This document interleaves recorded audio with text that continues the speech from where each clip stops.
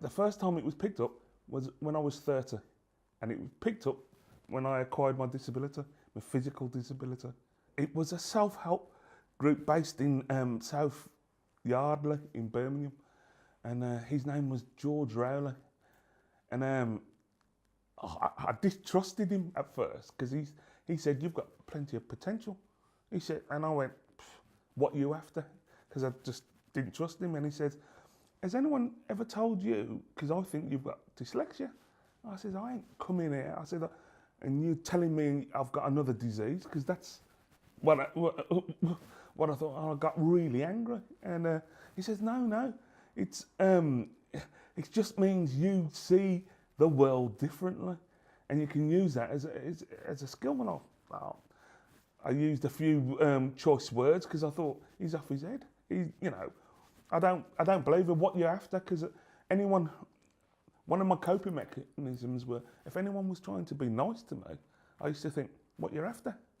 So, my distrust, but he managed to help me to work on myself. He bought out about 8 different sheets of coloured acetates, and he passed me a book, and I threw the book back in his face. I said, "I'm not here for to read." He said, "No, I'm trying to help you. Just bear with me." And I went, So he said, "Just put the book in front of you.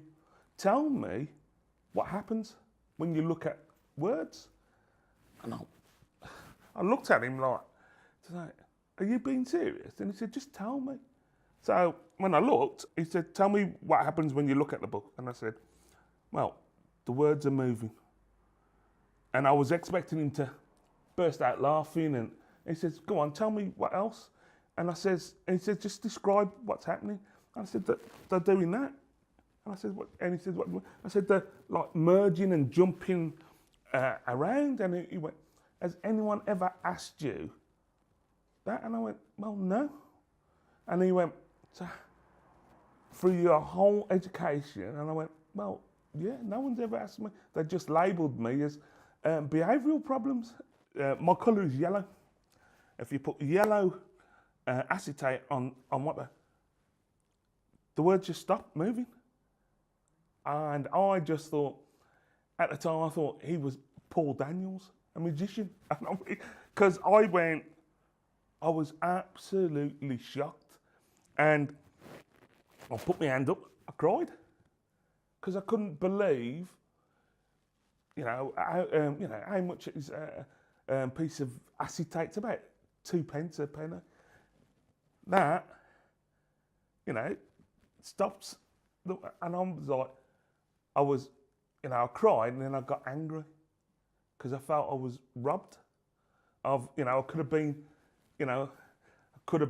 should have been, I could have been anything if someone had believed into me. And that's why, I was really grateful to him, because he believed in me and saw something. And for me, that's what all this is about. It's about what value do you have on people, and how do you show that value if you can't see it?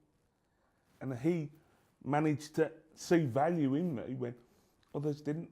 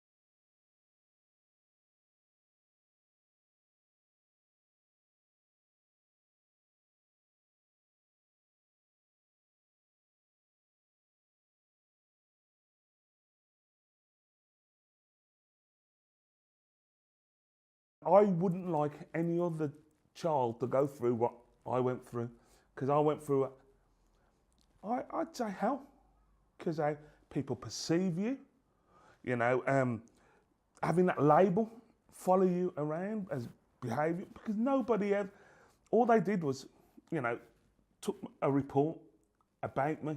No one sat me down, because I didn't realise I had a massive report. And even when I had acquired my disability, the medical file, when I met George Rowley, he showed me this file. They've had them, and he put it down. He says, I don't want to see that.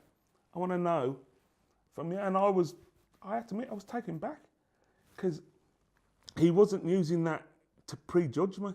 He wanted to get his own understanding. But how many teachers do that with their children? Is it, you know, we have all these, you know, support plans, but you can evolve as a person. Does these plans evolve with them? And that's some of the things for me is important about inclusive education. You know, how are you, you know, doing it, trying to do it? It's not, for me, inclusive education isn't a thing that you tick off. It's not a checklist. It's a doing.